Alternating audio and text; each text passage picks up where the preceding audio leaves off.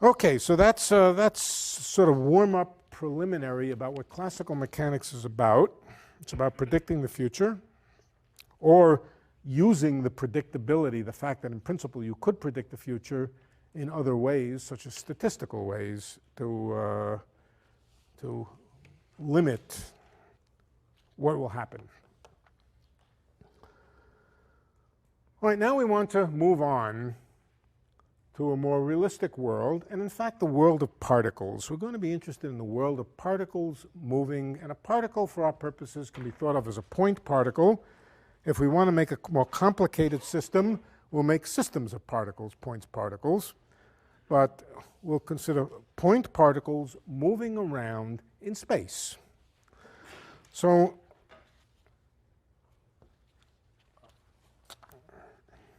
what do we have to know? What are the configurations of a point particle? What do we need to know?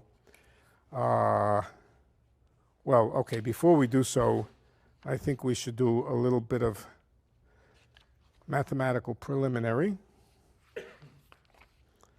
I want to remind you, for those who don't know, or who knew but don't remember, or remember but just barely, what vectors are and what coordinate frames are.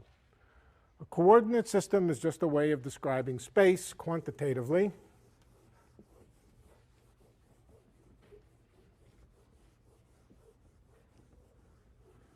And incidentally, for our purposes today and largely in general, we will of course assume that space is three-dimensional. And so a point of space will be labeled by three coordinates. But we're perfectly free to think about systems which are higher dimensional or lower dimensional, and we will do so. Since we're interested in formulating the basic principles, we don't have to restrict ourselves to very, very specific examples. A particle could move in one dimension. It could move in 5 dimensions, and we will be interested in all the possibilities. But for the moment, let's just think of particles as things which move in 3 dimensions. All right. So in order to be quantitative about the location of particles, we introduce a coordinate system. Coordinate system, Cartesian coordinates will be the usual things we'll introduce. Later on, we'll introduce other ways of describing locations of particles. But for the moment, we take space, we identify an origin. The origin is up to us where we want to put it. I can put it over here, I can put it over here. It should be that the important questions that we're interested in should not depend on the convention of where we put the origin, but it's useful to fix it once and for all and say the origin of coordinates is located in Palo Alto, wherever we want to put it. Here it is. Then introduce axes. The axes are taken to be mutually perpendicular. You can check that they're perpendicular with a t-square or whatever it is that you use to align axes. And you label them. We can label them x, y, and z. Or x1, x2, and x3. We'll use both kinds of notations. But there's also an ambiguity about the orientation of the axes. Given that they're mutually perpendicular, we still have to decide, I don't know how to draw it, I think you know what I mean, which directions they go in.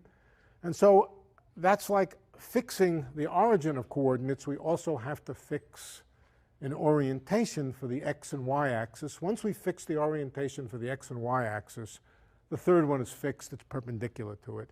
Incidentally, there's a convention, and the convention is called a right-handed coordinate system. The convention is when you've picked x and y, you still need to know one discrete piece of information. Is z pointing out of the blackboard, or is it pointing into the blackboard? And we settle on that by a rule. It's a convention. It's arbitrary, the right-hand rule. If we take our thumb and our index finger, thumb along x, index finger along y, then z is the middle finger, the direction of the middle finger. Right. So that's the right-hand rule, and it selects out this coordinate system from the other one where z goes in the other direction. Okay.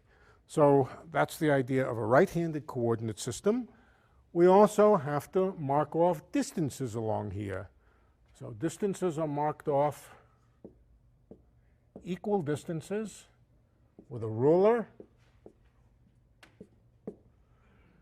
And of course, in saying that we mark off distances, we're also assuming a set of units. The units could be meters, it could be inches, it could be feet, it could be light years. So again, another, not ambiguity, but another convention is to choose our units. But once we've chosen our units, we can lay off distances along here. And then every point in space can be labeled by the value of x, y, and z. Let's see, how do we draw this?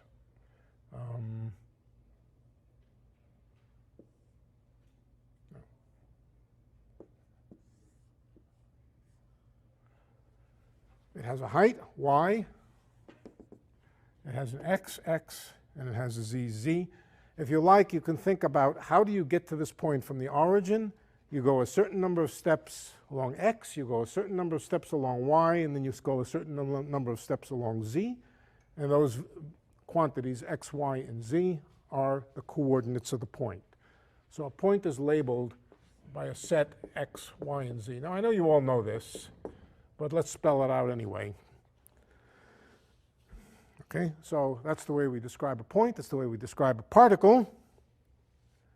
And of course, if we have a system of particles, many particles, then of course we just have to put in one such point for each particle. Okay, vectors. What is a vector? A vector is an object which has both length and direction. For example, a very simple vector is the position of this point relative to the origin. Here's the origin, and the position of this point relative to the origin has a magnitude, which is the distance from the origin, and it has a direction, namely just the direction of the arrow connecting the point with here.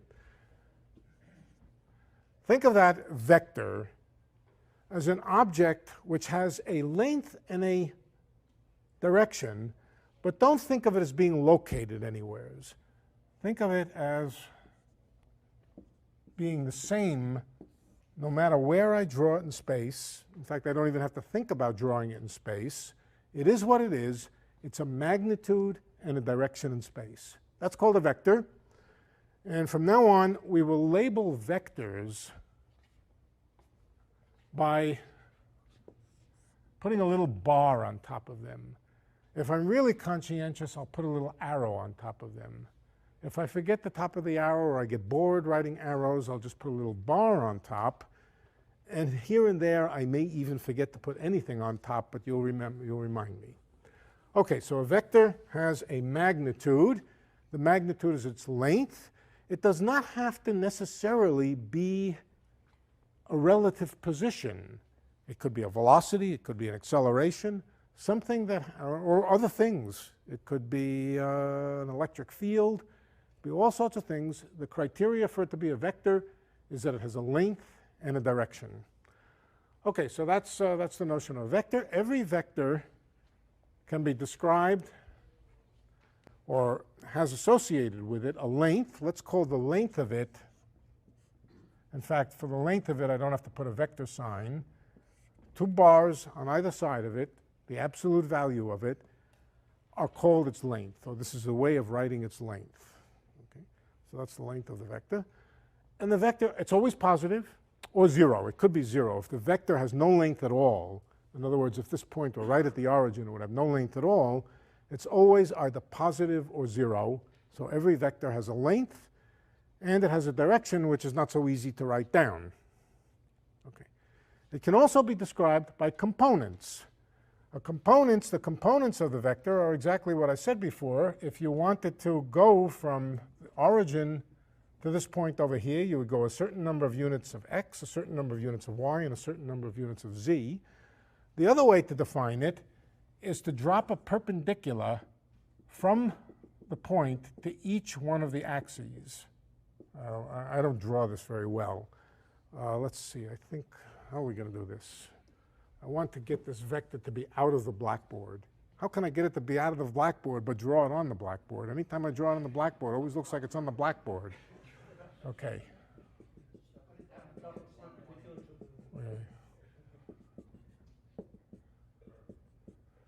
From here to here. Okay.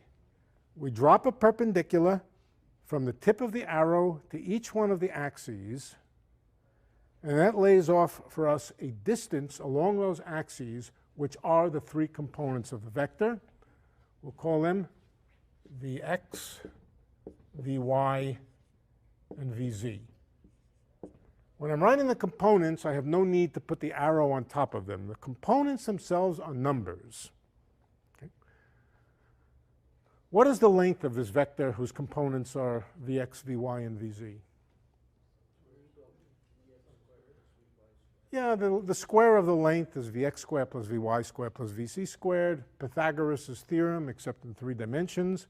I'll assume it, we won't prove it, that the length of V, the magnitude of V, is the square root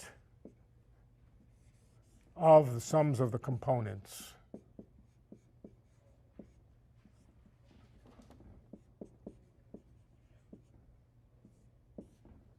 That's the notion of the magnitude of a vector. And the direction of the vector is encoded in the ratios of the different components. For example, if the x component is much bigger than the y component, then the vector is pointed more or less along the x-axis and so forth. The components can be positive or negative. If they're negative, they're pointing along the negative axis and so forth. All right, but as I want to emphasize now, again, that the notion of a vector is not necessarily tied to the location of anything in space. It is what it is. It's a length or a magnitude and a direction. And if you move it around, it doesn't change the vector. That's just a mathematical definition of the way you think about vectors. You don't think of them as being tied to a point in space. You can. I mean, there are circumstances when you may want to tie a vector to a point of space. For example, you might want to ask, what is the electric field at a particular point of space? Then that vector is tied to that particular point in space. But the notion of a vector transcends that. It doesn't matter where you put it. All right, now we have to talk about the algebra of vectors. I really feel sorry for all of you people who've sat through this endless number of times before, but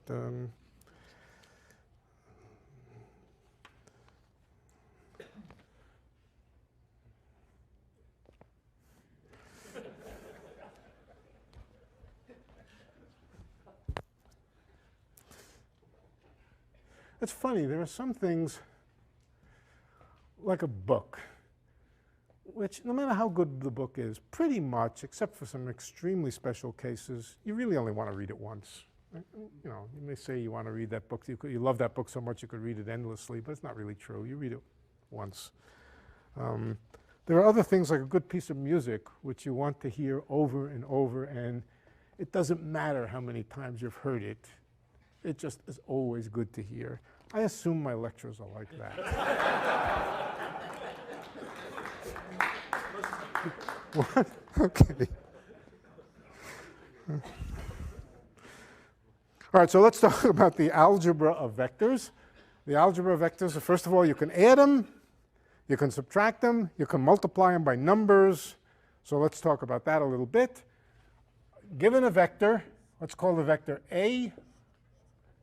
Again, it's a length and it's a direction. You can multiply it by a number, an ordinary number. Not an integer, but a real number. Let's multiply it by the number c.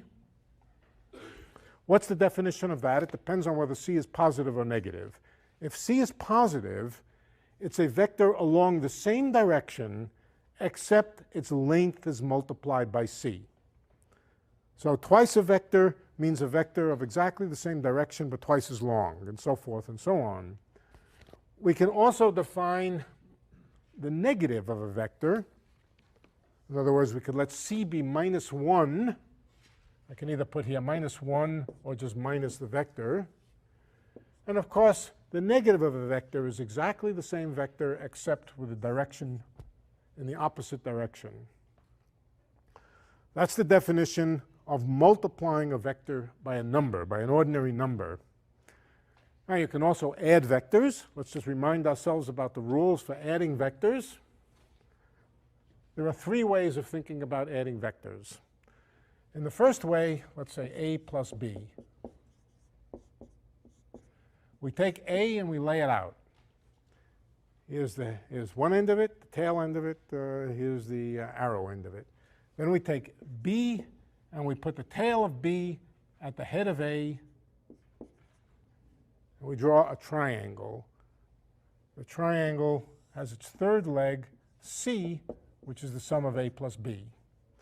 It might be a degenerate triangle. It might be that B is along the same direction as A, in which case C will also be along the same direction. It'll look something like this, in which case it's a kind of degenerated triangle. But still, we'll just think of it as a triangle. We can add vectors by this rule.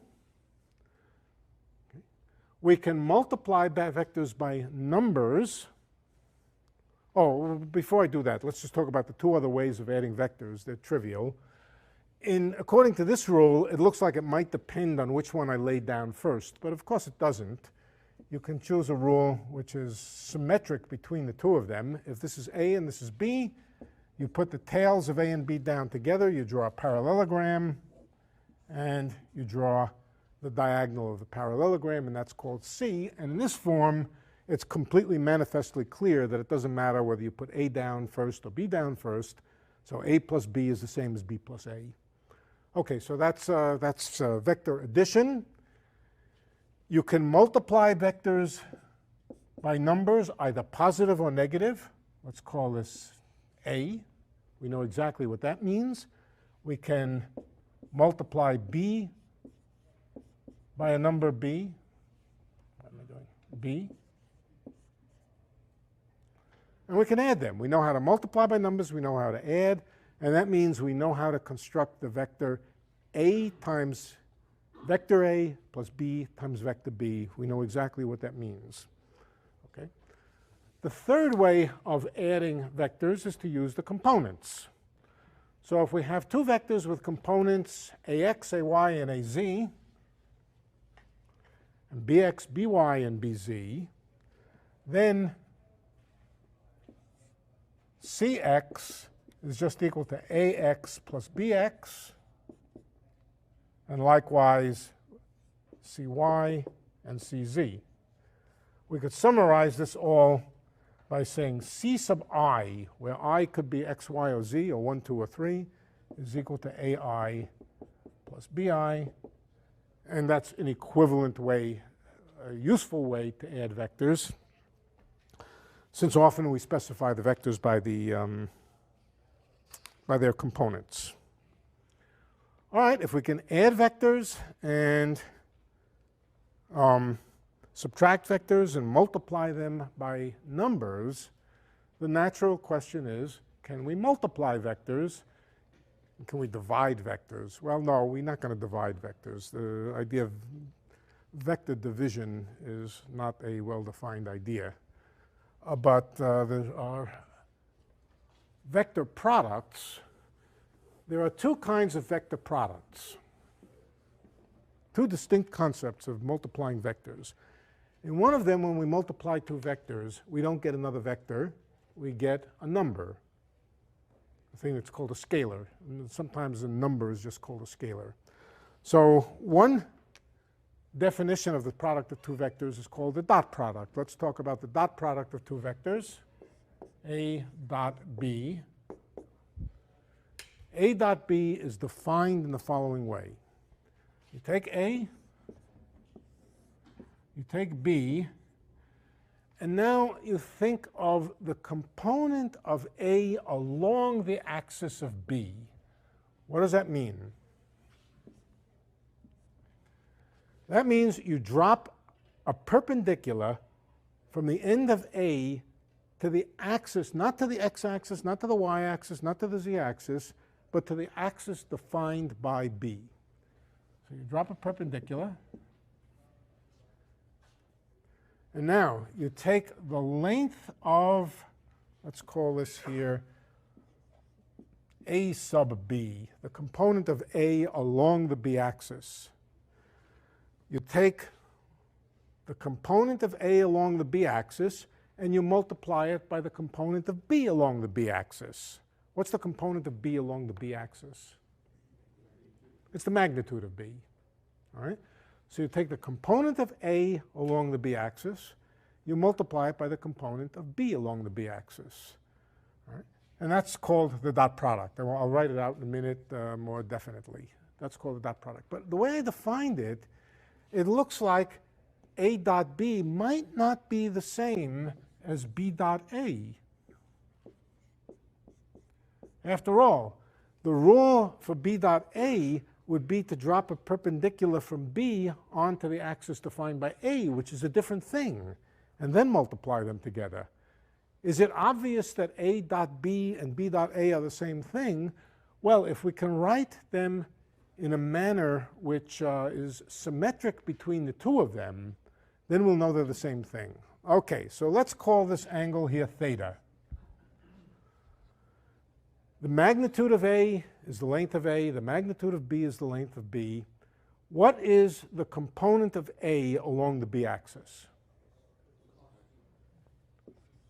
A sub B is equal to the magnitude of A times the cosine of the angle between them, right? Let's call it theta AB. Theta is an angle now, and it's the angle between A and B. That's the component of A along the B axis. We now multiply that by the magnitude of B to get the dot product. All right, so the dot product is A dot B, and it's equal to A, B, cosine theta. I won't bother writing theta AB. It's A along the component of A along the B axis, that's this, times the component of B along the B axis, which is just the magnitude of B. It's AB, magnitude of AB cosine of theta. Now in this form, it's completely clear that it's completely symmetric between A and B, and it doesn't matter in which order you multiply them together. The cosine of the angle is just the cosine of the angle. Is A dot B always positive? And under what circumstances, if not, under what circumstances would it be negative? If the cosine is negative, when is the cosine negative? The cosine is negative if the angle is bigger than 90 degrees. So that would be the situation, for example, where A was pointing like that. Then the component of A in the B direction would be negative. Cosine of theta would be negative. For an angle bigger than 90 degrees, the cosine is negative. What about two perpendicular vectors? 0. Cosine of theta is 0 for 90 degrees. So a diagnostic for deciding whether two vectors are perpendicular or not is to calculate their dot product. Now, that can be useful, and the reason it can be useful is because we can express the dot product in component form. If we express the dot product in component form, I won't prove this. This is not hard to prove. That in terms of the components of the vectors, this is equal to ax bx plus ay by plus az bz. In other words, you multiply the components and you add. That can be easily proved. A little bit of trigonometry, not much. That this is equal to this over here. Now that's nice. Let me show you how you can use that. Well, let's see. Do we really need that? Well, if I just were to give you the components of A, 3 numbers, and the components of B, 3 numbers, and asked you to compute the angle between A and B, your first reaction might be to throw up your hands and say, well, I don't know, get me a protractor and I'll try to measure it. But here's a tool now. You calculate the dot product between them. That gives you A dot B. You can also calculate what is the magnitude of A. It is the dot product of A with itself. Let's write A, oh, sorry, that's not quite right. A dot A, what is that? That's just the square of the magnitude of A. So that's A squared. Likewise for B. So you could calculate the magnitude of A, or the square of it is AX squared plus AY squared plus AZ squared. Likewise for the magnitude of B. And then you would calculate the angle between them by calculating the dot product of the two of the vectors. So from the magnitude of each one of them and the dot product of two of them, you would compute the cosine of the angle between them. All right, so that's a good trick if you want to know the angle between two vectors. Let's prove the law of cosines. Let's prove the law of cosines. This is a simple elementary thing. Supposing we have two vectors, A and B, and we want, think of it as two sides of a triangle, and we want to compute the length of the other side of the triangle. So let's call that C. C is equal to A plus B. How do we compute the length of C? That's just C is equal to A plus B squared, or A plus B dotted with A plus B. The square of the length of a vector is the dot product of the vector with itself. So if the vector happens to be C, this is C dot C, that's the square of the length of C. Let's get, did I make a mistake? Sorry, A minus B, A minus B, thank you. A minus B. C is A minus B, it's not A plus B. A plus B would be over here. We could do it that way, couldn't we? But let's do it, it's A minus B. And you can work out very quickly that this is A minus B. Do it yourself.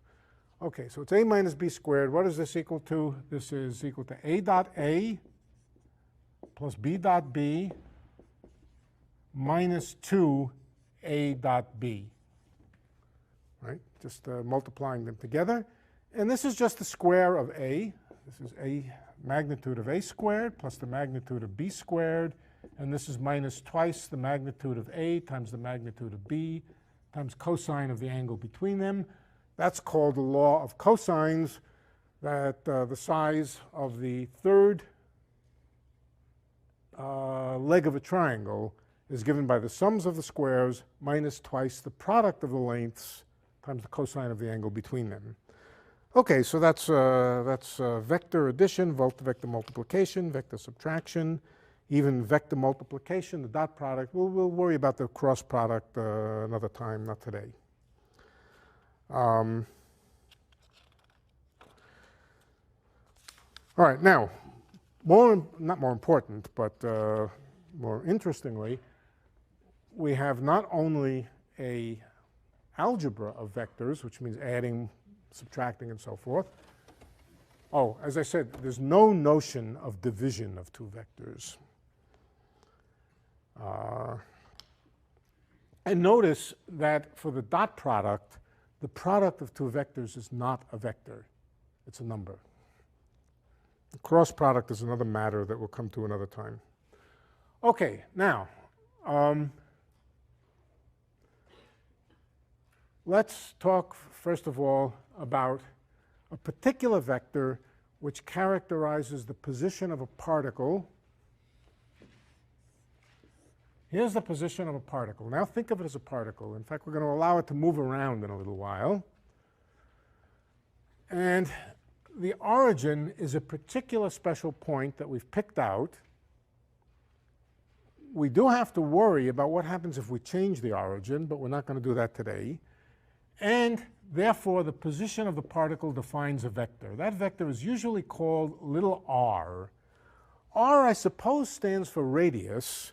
And in fact, the magnitude of the vector r is the radial distance from the origin to the particle. That is true. R presumably, I don't know where the notation came from. I think it was for radius. But for now, it stands for the position of the particle. What are the components of R? They're just the x, y, and z of the particle. They're just the coordinates of the particle, x, y, and z. So R has coordinates x, y, and z, or let me not write it that way. R sub x is equal to x, the position x, and so forth and so on. That's the notion, the simple notion of the location of a particle described as a vector. Now, in general, we are interested in the motion of particles. The motion of particles is what classical mechanics is about. How the motion goes from one instant to the next, in other words, how it's updated from one instant to the next. And so we should think about R as a function of time in general. It moves around. However it moves around, we'll assume it moves around continuously, differentiably, smoothly. And at the same time, its components. If R is a function of time, then R sub x is also a function of time. Likewise for y, y of t and z of t. And so the motion of a particle is summarized, in this case, by three functions of time, x, y, and z. What about the velocity of a particle? The velocity of a particle is also a vector. It has a direction. It's not necessarily the direction of the position of the particle from the origin. For example, the particle might be over here, but moving this way, moving out of the blackboard. In that case, its velocity would be this way, but its position would be this way. And so they're two separate, distinct vectors. The position could be any vector, and the velocity any other vector. But how do we describe the velocity? The velocity is the time derivative of the position. All right, I'm not going to spend a lot of time explaining that fact. I think you all probably know. If not, you're probably in a little over your heads. But I will assume you know this, that the velocity of a particle is the time derivative of the position of the particle. So we can write that in a number of ways. We can, first of all, say that the components of the velocity along the x-axis is the derivative with respect to time of the position of the x component of the position, or we can write it either as r sub x, or we can just write it as dx dt. And likewise for the other two components of velocity. So the velocity is also a thing with three components. It's also a thing with a length, the magnitude of the velocity, which is called the speed, the magnitude of the velocity, and it has a direction. And the components of velocity are just the derivatives of the components of the position. So there's a velocity vector, and it's easiest to specify by specifying its components. The x, well, I won't write equals. It has components x, y, and z, which are dx dt, dy dt, and d dz dt.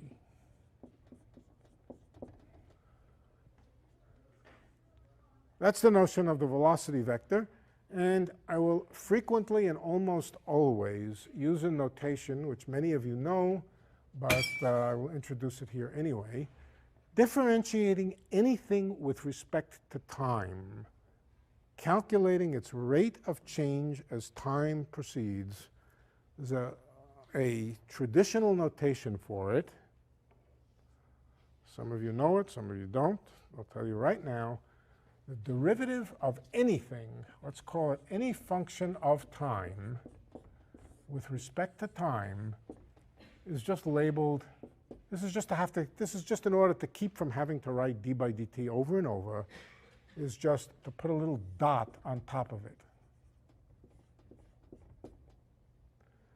Dot. Definition of a dot on top of a function is its derivative with respect to time. It doesn't mean the general, you wouldn't use it for derivatives with respect to space, you wouldn't use it for derivatives with respect to anything else. Dot means derivative with respect to time. Okay? So we could rewrite this saying that the components of velocity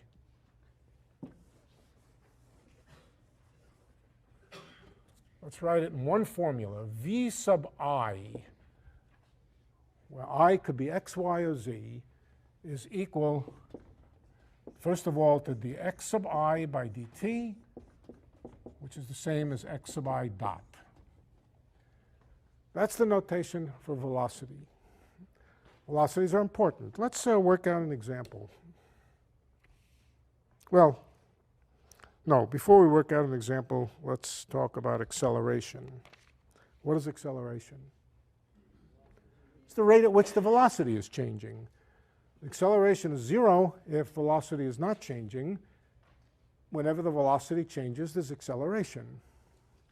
Acceleration is also a vector. It's not just 30 miles an hour per hour, or 30 feet per second. It's also got a direction. A thing can accelerate that way, it can accelerate that way. If an object is moving slowly along the plus, that's your plus x-axis. If it's moving that way slowly and then it speeds up, you would say the x component of acceleration is positive. If it's moving fast and it slows down, we would ordinarily call that deceleration, but mathematically it's negative acceleration, which means that the x component of the acceleration is negative. It could be exactly the same acceleration as if you started from rest and accelerated along the x-axis. In both cases, a change of the velocity along the x-axis is called acceleration, and it's simply the time derivative of the velocity. All right, so we write acceleration, the components of acceleration are the derivatives of the velocity with respect to time, or we could write it as v dot, of course, v dot I. But that makes it the second derivative with respect to time of the position. The second derivative is usually labeled with 2 dots on top of it. 2 dots means second derivative. 1 dot means first derivative. No dots mean don't differentiate it at all. 3 dots means a third time derivative, and so forth. So acceleration is the second time derivative of position with respect, well, second time derivative of position, period. We could also write this in vector form. We could write that the velocity as a vector is equal to the time derivative of the position vector, or just, this gets a little annoying, r dot. R with an arrow to indicate it's a vector, dot to indicate the time derivative. Likewise, acceleration. Acceleration is the second derivative, r double dot. Okay, now that we have these concepts, let's work out an example or two. 2 examples, 2 specific examples of position, velocity, and acceleration. Okay. How are we doing? Okay. First example, motion along a line. Particle has a position x. This is the x-axis. A particle is labeled as having a position x of t. Along one axis, it's hardly worth thinking of it as a vector. We just think of it as x of t.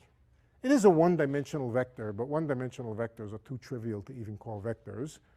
Just x of t. And let's, as an example, let's write down a particular formula for x of t.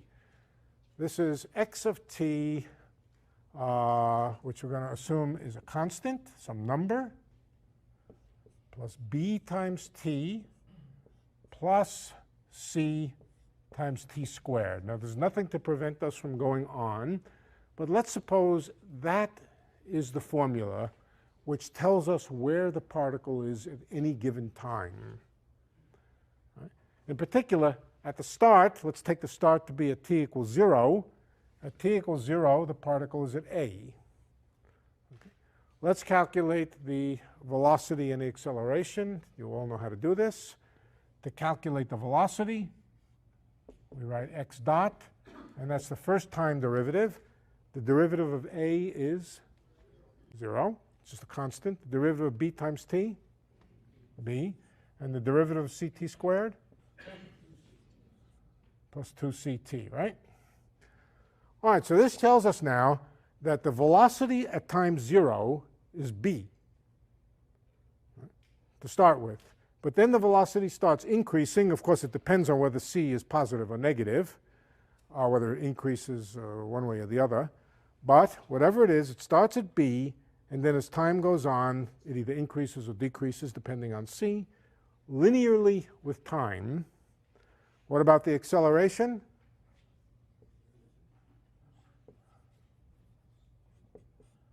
We just differentiate again. What's the derivative of b? And the derivative of 2ct? 2c. Okay, so this is the acceleration. It's twice c. It's constant with time. It's constant with time. It doesn't change. So this is a uniformly accelerated particle. Okay? That's a uniformly accelerated particle that has acceleration 2c. All right. That's the kind of motion you have of an object falling in a gravitational field with a constant acceleration. But here it is, and here's the reason why. What I want to do before we finish is one more example, which is more interesting, and it's circular motion. Motion in a circle. This will teach us something interesting and new. Let's think of a particle moving around in a circle. It starts at time t equals 0 along the x-axis. So here's x, and here is y. X and y are the components of its position. For us now, we're going to ignore the third direction. Z plays no role. It's a particle moving on a plane. It has two coordinates, x and y. And at any given time, it's on the circle. The angle increases linearly. The angle just continues to increase and increase. Of course, when it goes all the ways around, the angle goes from 2 pi back to 0. But we don't have to say 0. We can keep letting it go, wind up higher and higher. The angle is that. So here's the angle theta. And the angle increases with time according to the rule theta is equal to some constant called omega times t. It's not a w, it's an omega, a Greek letter omega. How long does it take to go all the ways around the circle? Well, to answer that, we just say, how long does it take for it to go from theta equals 0 to theta equals 2 pi?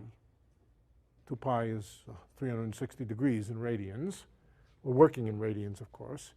So we simply solve the equation. 2 pi is equal to omega times t, or 2 pi omega is the amount of time that it takes to go all the ways around, and that's called the period. The period of the motion is 2 pi over omega. And that, of course, determines what omega is. If we know the period, we solve this equation for omega. If we want a particle that moves around in a circle in 1/10 of a second, we put in for the period 1/10 of a second, and we calculate omega. All right, so that's what omega is. It's called the angular frequency. But let's now consider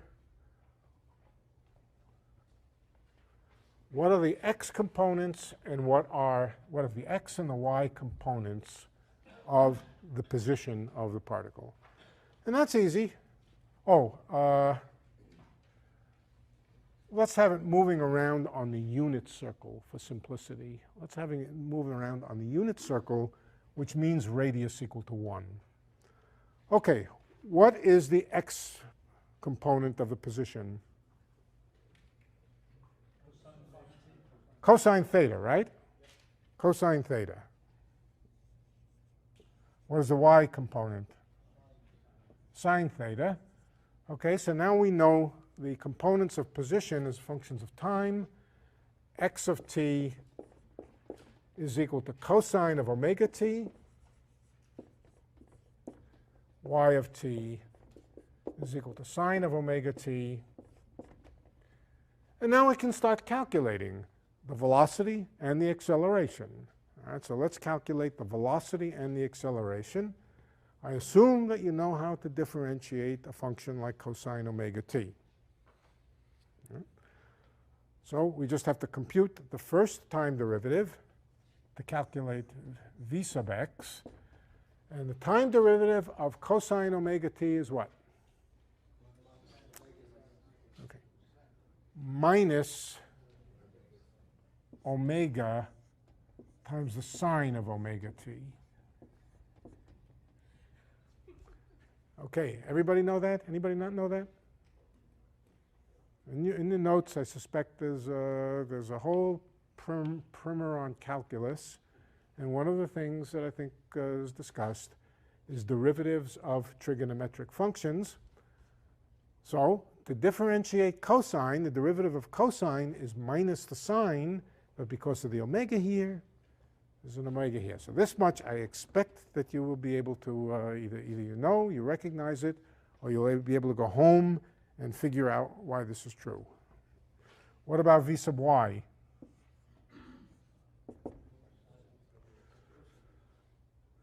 Omega times cosine omega t.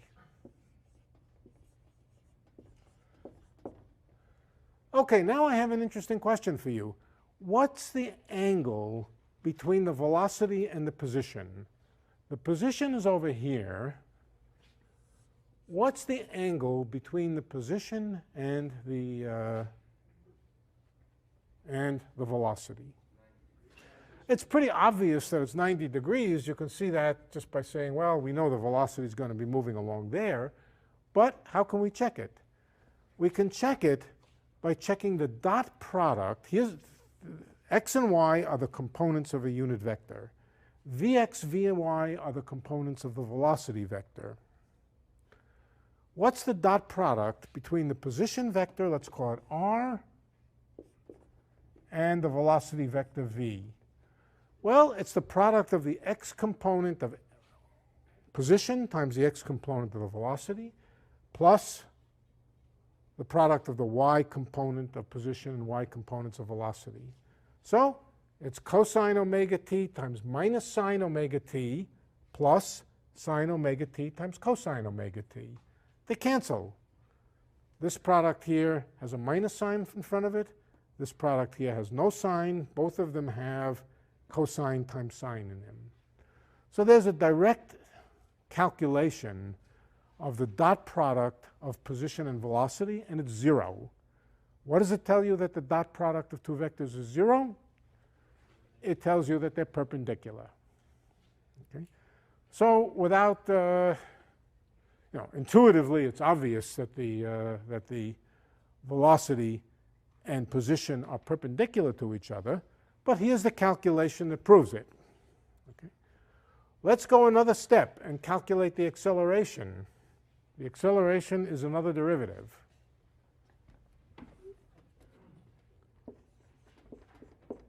All right, so what's the derivative of minus omega sine omega t?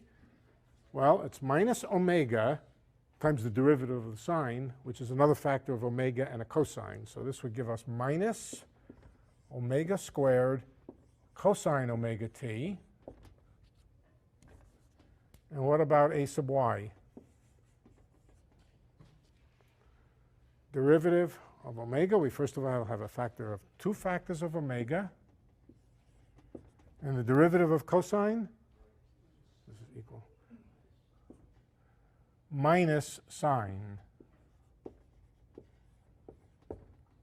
Well, let's compare A with the position itself. The position is the vector cosine sine. The acceleration is minus omega squared times the same vector. Okay. So apart from, the omega squared is important. It tells us how fast the velocity is. But what's important here, apart from the omega squared, is the fact that A lies in the same direction as r itself, except not quite. It lies in the opposite direction. There's a minus sign here. So that tells us that when the particle is over here, its acceleration, r is pointing outward, the acceleration is pointing inward. The acceleration is pointing inward toward the origin. We all knew that the acceleration of a particle moving in a circle is toward the origin. It's a centrifugal acceleration. But here's the mathematics that demonstrates it, that the velocity is perpendicular to the position of the particle, and the acceleration is parallel but in the opposite direction. How about the magnitude? The magnitude of the position is 1. I put it on the unit circle. What about the magnitude of the velocity? Velocity. It's just omega, right? Just this, the x squared plus vy squared is equal to the square of the magnitude. Sine squared plus cosine squared equal add to 1. So we're just left with omega squared for the square of the velocity. The velocity of this particle is just omega. Now that makes sense. The larger omega is, the faster this thing circles around here. And in fact, the velocity is just proportional to omega. How about the acceleration, the magnitude of the acceleration? It's omega squared. Okay? So the bigger omega is, the bigger the velocity, but even more so for the acceleration, but acceleration opposite to the direction of the position of the particle. All right, I think that's all we wanted to do for today. We've covered some material. I wanted to go through the simple elements of acceleration, velocity, circular motion, motion on a line, and the next time we'll start to talk about what are the initial conditions for a particle, what is the space of initial conditions, and what are the laws of motion? What are the things which tell us how the particle moves from one instant of time to the next? Okay.